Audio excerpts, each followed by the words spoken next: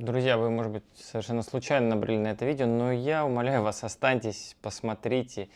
Я сегодня пролетел больше 4000 километров просто ради того, чтобы посмотреть матч сборной Грузии. И в этом видео я расскажу вообще, откуда появилась эта любовь к сборной Грузии, зачем я совершил такой безумный поступок и вообще какие впечатления у меня остались от этого матча. Уверяю вас, будет интересно, будет очень много лайвов с моей дороги, с матча, с атмосферы. И вы не пожалеете, что это видео посмотрели. Поэтому остаемся, сразу ставим лайк видео и смотрим до конца.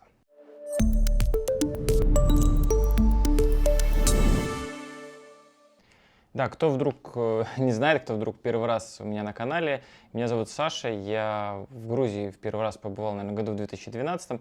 Честно, тогда что-то про грузинский футбол я особо и не знал. Ну, знал, что есть такая сборная, да, ну, какие-то фамилии, может быть, знал, но на матчи сборной, конечно же, не ходил. Ну и так долго достаточно продолжалось, пока в 2023 году я не попал на молодежный чемпионат Европы, начал там снимать влоги, знаете, ну просто так, ради интереса было вообще глянуть, а что это за сборная, что за команда. И сборная начала побеждать, меня начали смотреть, даже люди на улицах узнавали, и знаете, это было прикольно, так, необычно. И вот после молодежного Евро вроде бы как-то все забылось. Я сходил еще на матч взрослой команды. Испания 1-7 сгорели. Никто этот матч вспоминать не хочет. Не только я, но, мне кажется, и вся Грузия, и Хвича, и все футболисты. Но так сложилось, что вот летом 2024, уже после попадания сборной Грузии на чемпионат Европы, я опять оказался в Тбилиси.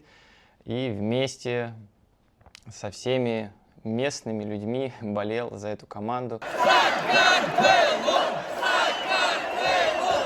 И, вы знаете, очень проникся. В принципе, я с детства болел за такие странные команды. Ну, многим кажется, что они странные. Это Депортиво Ла Корунья, Бенфика Лиссабон. Ну, кто за них болеет вообще? И вот сборная Грузии, мне кажется, встала в ряд таких команд.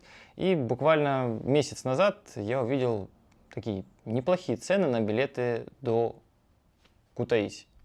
Я сейчас проживаю в Алматы, это, ну, если вы посмотрите на карту, Google Maps, можете открыть, это больше 4000 километров, лететь долго, где-то часов 5, ну, представьте, еще до Кутаиси ты долетаешь, и еще надо ехать. Но, тем не менее, это меня не остановило, я решил, ну, ладно, там уж как-нибудь доберусь, и главное сейчас вот билеты взять. Взял я эти билеты, и дальше следующий челлендж – это билеты на матч. Ну, а какой матч выпал? Прекрасный матч. Грузия против Украины, 5-й тур Лиги наций. Офигенная игра, возможно, решающая для сборной Грузии. Ну и в Батуми давно не играли, так что есть на что посмотреть. В общем, решил, все, едем в Батуми. Ну, билеты были куплены на самолет, а вот на матч билетов не было. И я начал искать, думать, что же вообще, как эти билеты купить. Узнал о старте продаж, даже снял отдельное видео о том, как покупать билеты, но в итоге ничего не купил. Sold out, sold out, sold out, ваш номер в очереди 9999. Ну вот, примерно так я это видео и назвал. Немного расстроился, но знакомые ребята, грузины, мне сказали, что чувак, не переживай, есть всегда барыги, есть сторонние сайты, где можно билеты купить. И вот таким образом, ну, наверное, долларов за 60 я в итоге взял билет на матч Грузия-Украина, купил его, знаете, оригинальный такой билетик, вот я вам тут покажу его, самый настоящий. И все, уже решил, все, теперь уж у меня точно все получится. И следующий челлендж состоял в том, что я проснулся в Алматы, да, в общем-то, и не спал особо, в 4 часа ночи, вот сегодня буквально, когда это видео записываю, поехал в аэропорт, вот можете какие-то кадры посмотреть из этой поездки. Что-то в аэропорт приехали, 6:20, рейс в 8, чуть-чуть поесть, попить и в Кутаиси.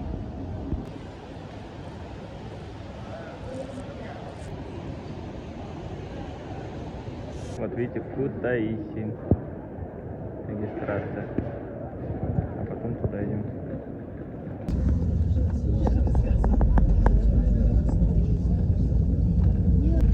Интересно сидят.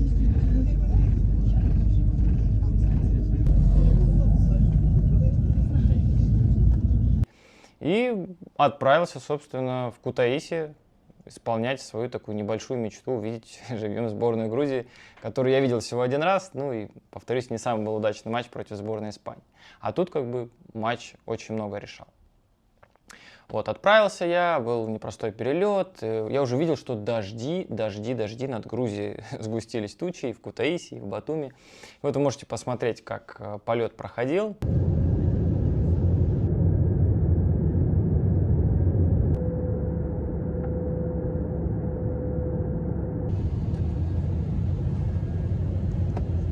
Что почти 5 часов пути, и вот уже идем на посадку.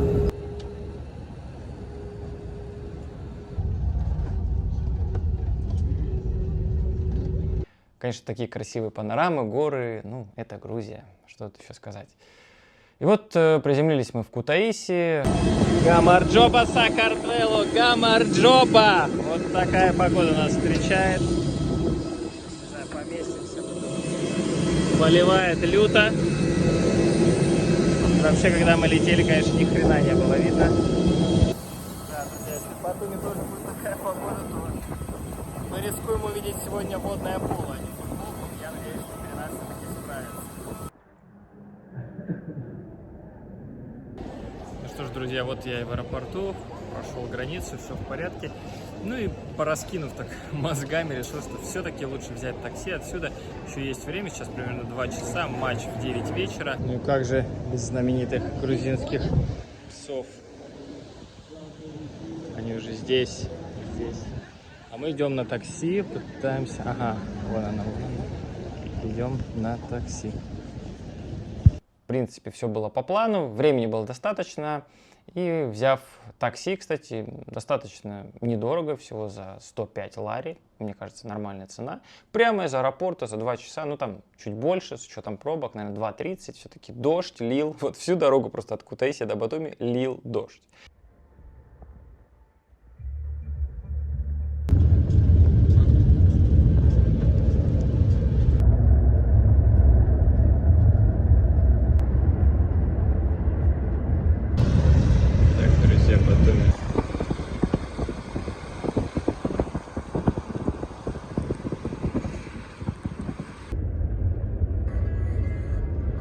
Ну, к счастью, доехали, все без проблем.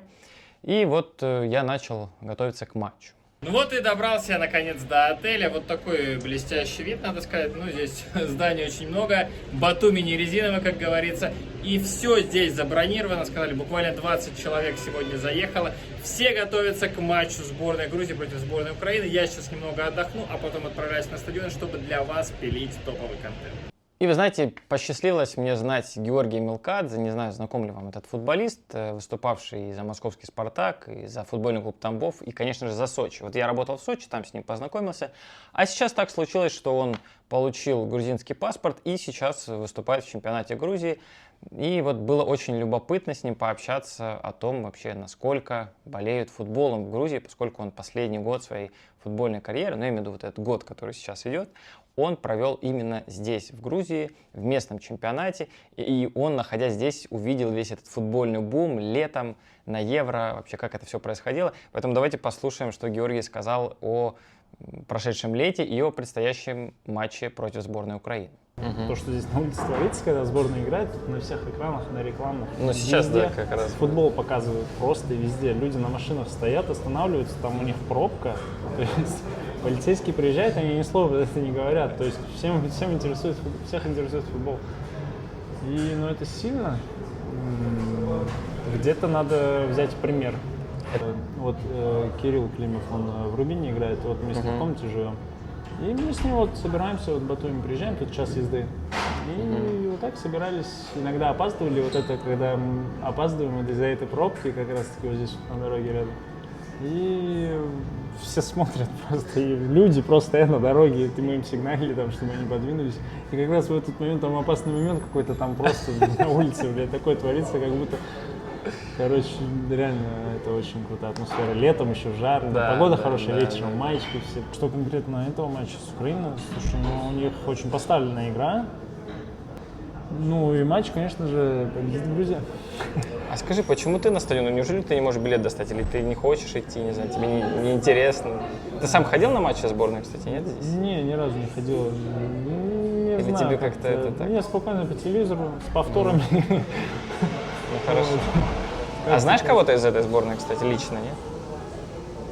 ну, как минимум, Квичу, Зурико. Лично, ну, все, наверное. Ну, чтобы лично прям. Ну, а ты им что-то пишешь там до игр, после игр, может быть, общаетесь? Слушай, ну, Квичу там, когда он чемпионство выиграл с Наполи, поздравил. Ну и так, с днем рождения. И один раз он меня тоже с днем рождения поздравил. Я вообще удивился. Думаю, ничего себе, как много сообщений читаешь, оказывается. Круто, круто. Вот. И, ну, было приятно, слушай, от человека, ну, какого, от обычного хорошего парня. Просто я же понимаю примерно, сколько у него там сообщений и так далее. Причем в такой момент там, ну, Классно, классно. меня очень порадовало. После общения с Георгием он любезно помог мне добраться до стадиона, можно сказать, довез до стадиона.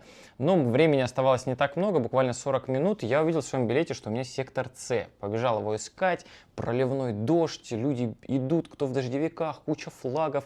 Все это было очень красиво. И хотелось мне с кем-то пообщаться, но, знаете, дождь лил настолько, что мне просто заливало телефон. Вы, наверное, вот в этих видео можете увидеть, что он был весь мокрый, и я боялся, что он просто выключится. Я не смогу сам матч снять, поэтому, вот, к сожалению, ни петличек, ничего я использовать не смог, так на ходу что-то поснимал. Но все равно вот эту красоту вечерних матчей в Батуми, мне кажется, вполне этот город достоин Лиги Чемпионов когда-то, потому что, ну, очень красивый стадион, находится недалеко от моря, вот эти все здания, подсветка, ну, блестящий просто. Да, друзья, вот так вот буквально весь день сегодня идет дождь. И не планирует он заканчиваться. Вот так вот, не машина, а подводная лодка, видите? Дождь везде. Все заливает, пробки. Да, пиздец, пробки, иначе не скажешь.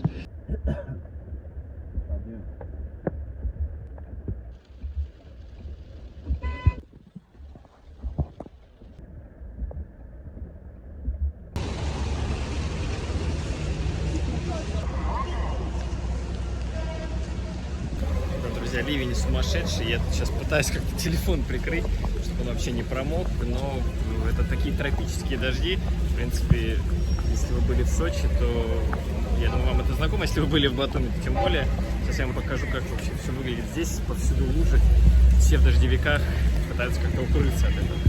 Вот видите, тут через лужи мы прыгаем таким образом. В общем, сегодня, мне кажется, тут месячная норма осадков выпадет. И, в общем-то, плевать, да. Стадион красивый, в цвета грузинского флага он сейчас окрашен. Вот видите, есть варианты укрыться от дождя, не так как и много, но все же есть, у кого нет дождевиков, вот можно под такими навесами скрыться, и, наверное, это самый лучший вариант для тех, кто не хочет мокнуть и ждет сейчас, например, своих друзей.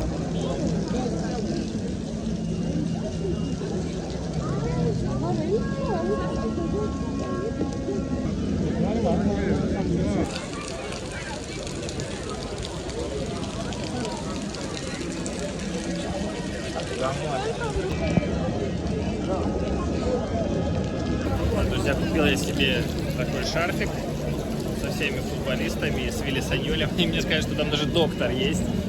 Доктор сборной Грузии по футболу. Не знаю, насколько это правда. Но я вам покажу, вы скажете, действительно ли это так. Сначала скажет журналист, потом доктор. Друзья, полчаса до матча. Посмотрите, какие толпы. Я вот думал пораньше прийти, но хрен из два. Хрен из два, все в дождевиках. Я уже весь мокрый. Думал, куртка меня спасет, но не тут-то было. Идем искать свой вход. Вот, ну, кое-как я добрался до стадиона, уже весь промок до нитки. И решил, что, блин, ну, гуляем так гуляем. У меня был билет на второй сектор, на верхний ярус, но я хотел живьем посмотреть вот тех футболистов, про которых я уже столько передач сделал. Чеквитадзе, Кочурашвили, Хвича Кварацхелия. Хотелось поближе их разглядеть, посмотреть на их игру, на их технику, ну и вам, конечно же, показать. Поэтому я решил, да ну его, и сел на первый сектор. Тем более, что, ну, давайте честно, в Грузии, в общем-то, это можно. И я был на многих матчах, где люди просто сидят на ступеньках. Конечно, никаким нормам УЕФА это не соответствует, и УЕФА это все жестоко осуждает, но по факту люди сидят и смотрят. Я решил, ну, была не была, сначала сел на чужие места, потом люди пришли на 10-й минуте и пришлось пересесть. Вот так я оказался на стадионе и ждал начала игры между Грузией и Украиной.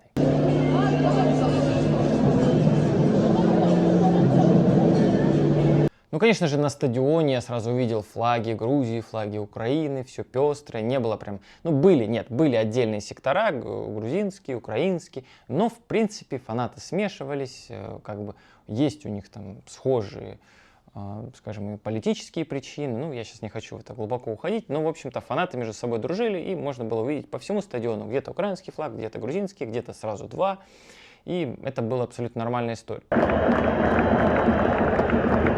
Брашко, номер 4, number 7, Михайло Мудрик. Ярким было представление составов, трибуны, вот знаете, акустика прекрасная на арене в Батуми, и трибуны скандировали фамилии футболистов в таком едином порыве, все было очень классно. Георгий! Номер 6, number 6, Георгий! Номер 4, number 7, Хуича! Ну, я видел, как организаторы, они старались вот просто сделать по максимуму, чтобы матч состоялся, потому что дождь лил реально весь день. Я видел видео, где накрывали брезентом, ну, или не знаю, корректно ли так называть, но неким покрытием, чтобы спасти газон от воды, а именно дренаж, потому что такое количество воды, ну, я не знаю, какая тут норма осадков. Number 18, Егор Ярмолюк. Номер 17, number 19, Олексій Гуцуля. Может быть, вы знаете, можете написать в комментариях. Но было понятно, что матч действительно может быть под угрозой срыва, и некоторые СМИ писали об этом перед игрой. Но, к счастью, все обошлось, и команды вовремя вышли на газон, чтобы послушать государственные гимны.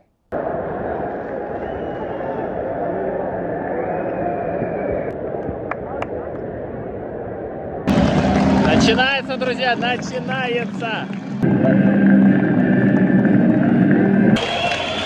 შესაძლებლობისამე ხო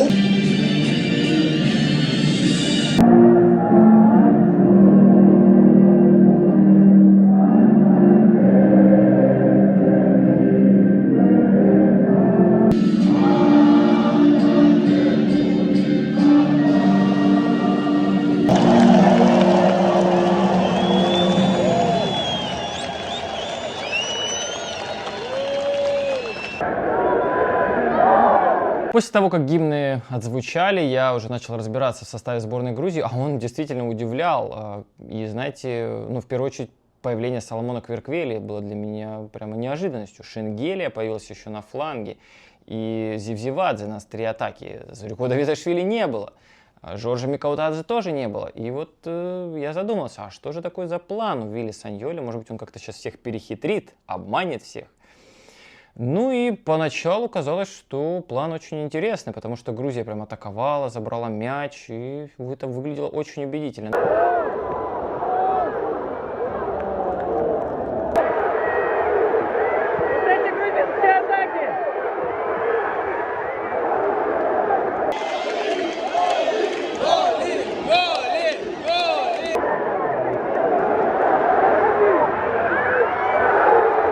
Но потом случилась осечка, одна контратака. И вот, знаете, весь матч меня не покидало ощущение, что вот все украинцы, они быстрее вот в тех линиях, вот, ну, если мы берем, например, да, игроков атаки Украины и защитников сборной Грузии, чтобы, ну, по большей части они были быстрее. Может быть, Кочурашвили был в порядке, ну и Каша иногда врубал просто какой-то турборежим, хотя, знаете, может, сколько лет, уже 37, да, если не ошибаюсь. Вот, и догонял соперников. Но Мудрик, как он бегал. И вот одно из таких забеганий закончилось прострелом, там Кверквели что-то как-то не разобрался, как к мячу подстроиться, и в итоге его в свои ворота переправил.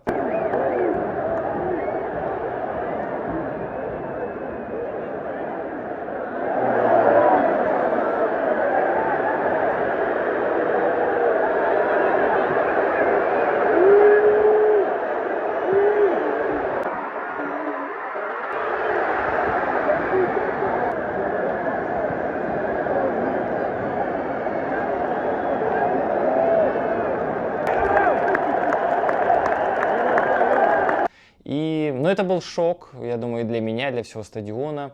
На 4-й минуте тот матч, который ждала вся Грузия, который надо обязательно выигрывать, чтобы на первое место выходить. В итоге Грузия начинает уже с пропущенного гола на 4-й минуте. Это было печально, тем более, что начало было таким многообещающим. И мне кажется, что у всех футболистов был некий шок, какое-то опустошение вообще. А что случилось? И вот как будто бы весь первый тайм они пытались понять. Кверквеле, он был просто, знаете, вот есть такое выражение, да, из начала 2000-х, как академики с тросточками играли. Вот он вот так вот играл. Всего одну продольную передачу на другой фланг он сделал, а потом аккуратненько посмотрел. Нет, ну его нафиг. Лучше отдам партнеру, кто поближе. Дом, домой, знаете, как это во дворе говорили. То есть лучше не рисковать.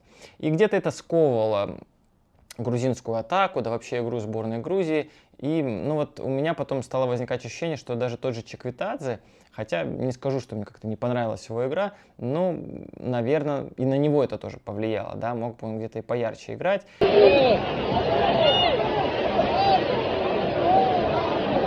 Покати!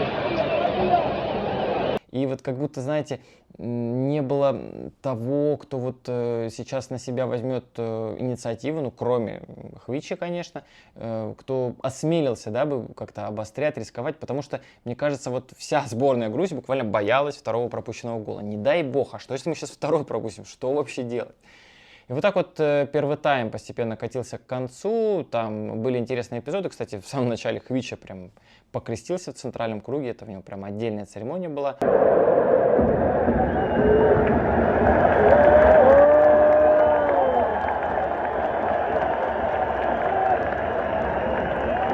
Мне нравится, вот, когда со стадиона смотришь, это вот, знаете, отдельное действие. Ты видишь то, что не попадает в объективы телекамер. Мне кажется, этого в трансляции не было, потому что, ну, наверное, все за мячом следят за теми, кто у мяча стоит в центральном круге. А Хвичи не стоял у мяча, то есть он ждал просто начала матча. Ну и у всех свои ритуалы. Я заметил, другие грузинские футболисты там делали какие-то свои ритуалы. Сейчас я уже в подробности не буду вдаваться. Ну и по ходу первого тайма, что еще бросилось в глаза, это Гурам Каши. Знаете, есть такая кричалка Гурам Кашия, Гурам Кашия. Вот. И как он вообще пихал всем. Смотрите на Гурама Каши, что он делает, да? Он выговаривает. По-моему, Кверквеле он выговаривает.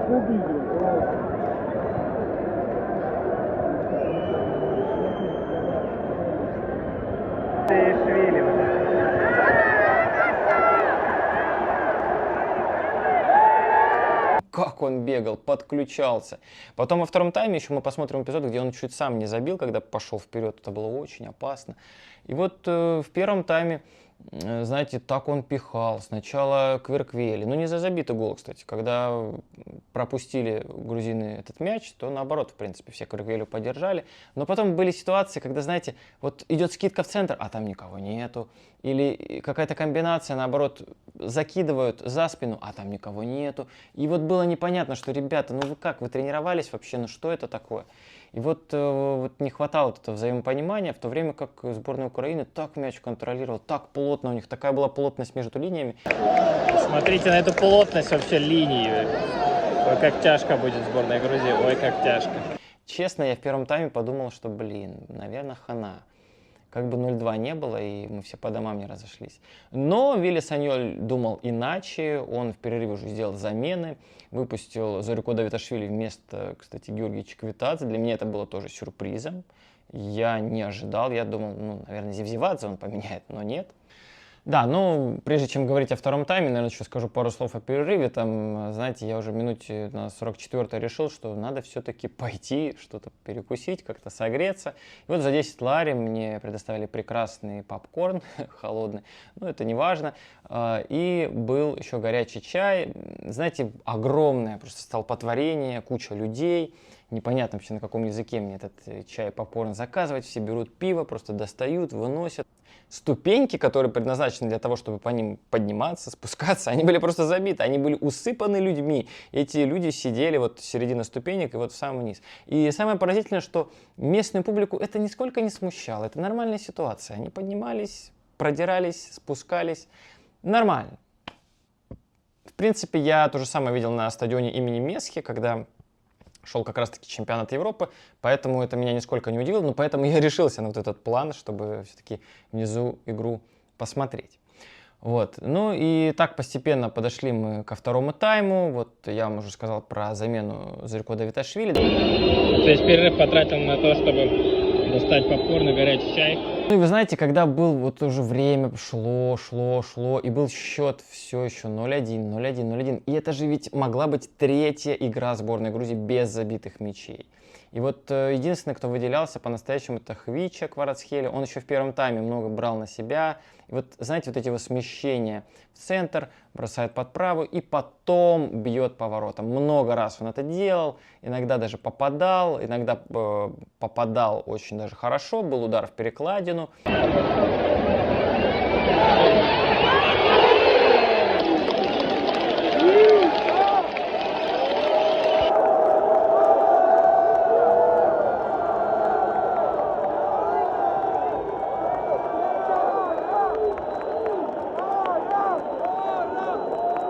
11 там вратарь потащил. Но, честно, это не было супер опасно. Вы даже если статистику итогового матча посмотрите, там, по-моему, 18 ударов у сборной Грузии и 10 мимо. То есть, ну, я не говорю, что это все Хвича промазал, но, скажем, львиная доля этих ударов именно такой была. Вот тут как раз-таки Вилли Саньоль решил, что была не была. Сделал тройную замену Гачалишвили, Микаутадзе и Цитаишвили. И прямо-таки, ну, очень освежил атаку. В итоге 4 свежих футболиста оказались в атаке. И я вообще задумался, а может быть и в этом был весь план как раз-таки Саньоля. Не выпускать скоростных нападающих с первых минут, а выпустить их попозже. Уже такую подуставшую оборону сборной Украины они как раз-таки растерзают.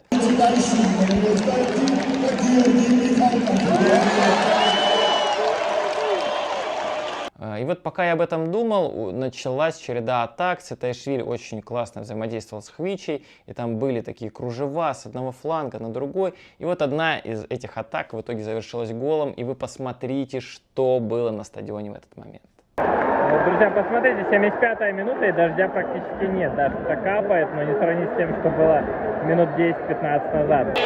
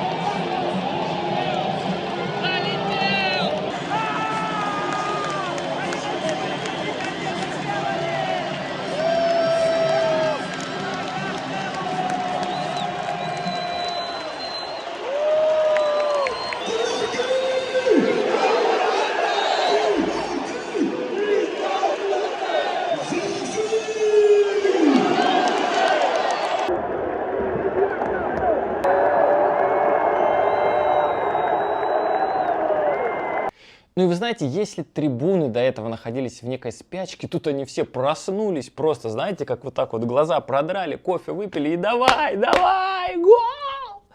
Еще хотели гола, хотели жареного. И вот, знаете, вот это, конечно, энергетика, которая есть между трибунами и этой сборной, это что-то потрясающее. И вот и сборная понеслась, шашки наголо, все к чертовой матери, все или ничего, мы вас сейчас порвем. И были моменты, ну, не сказать, что супер опасные, но они были.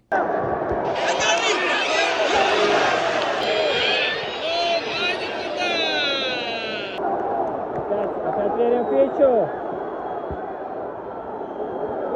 Похоже на первую голевую атаку, почему бы не повторить?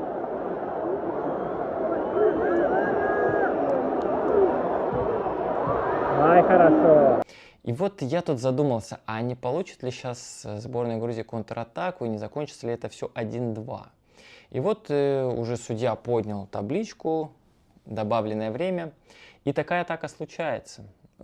Оставляют без присмотра двух футболистов сборной Украины. Я сейчас уже не помню фамилии, ну, я вам покажу это видео, вы там сами разберетесь.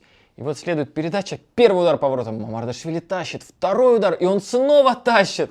И ну что было на стадионе, это просто не описать.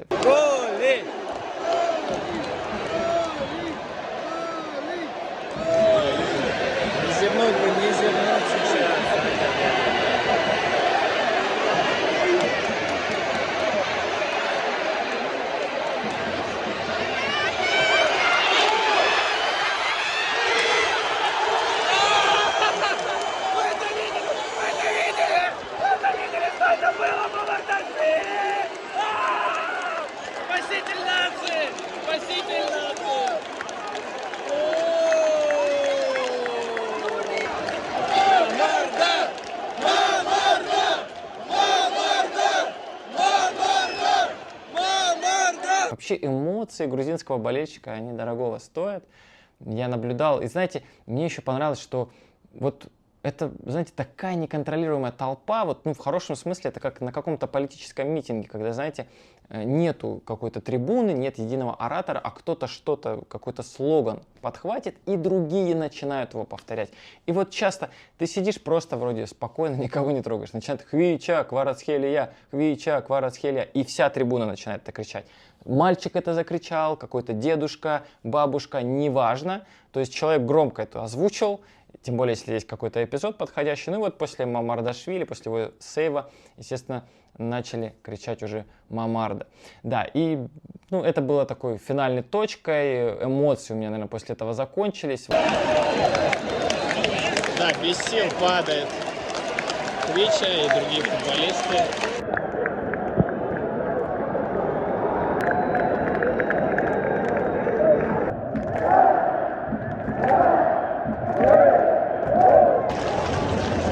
Спасибо этой команде, спасибо этому парню. Мамарда! Топ!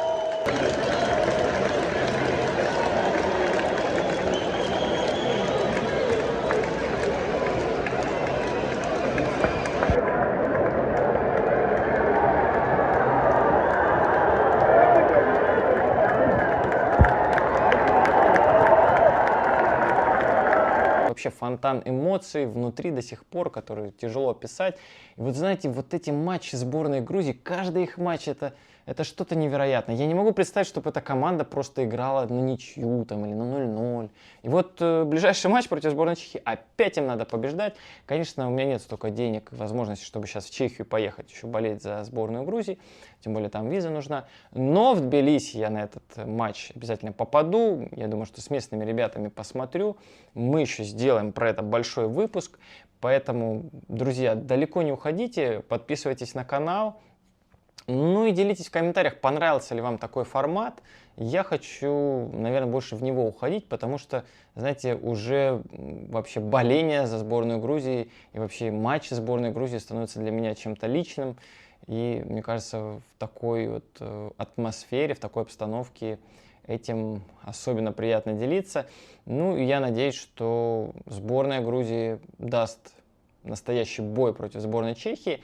И неважно, как там сейчас Чехия и Албания сыграют, Грузии нужно побеждать чехов, это факт, и тогда сказка продолжится. Вот, собственно, и конец истории про мои 4000 километров, чтобы увидеть живьем сборную Грузии и всех ее звезд. Я надеюсь, что вам было интересно, надеюсь, что вам понравилось. Обязательно ставьте большой палец этому видео, можно 2. Делитесь с друзьями, ну и делитесь с теми, кто еще не видел сборную Грузии живьем. Я уверен, что если вы однажды увидите эту команду, вы в нее влюбитесь так же, как и я. Поэтому Сакартвелос Гаумар, Сакартвелос Гаумар, Джос. До новых встреч.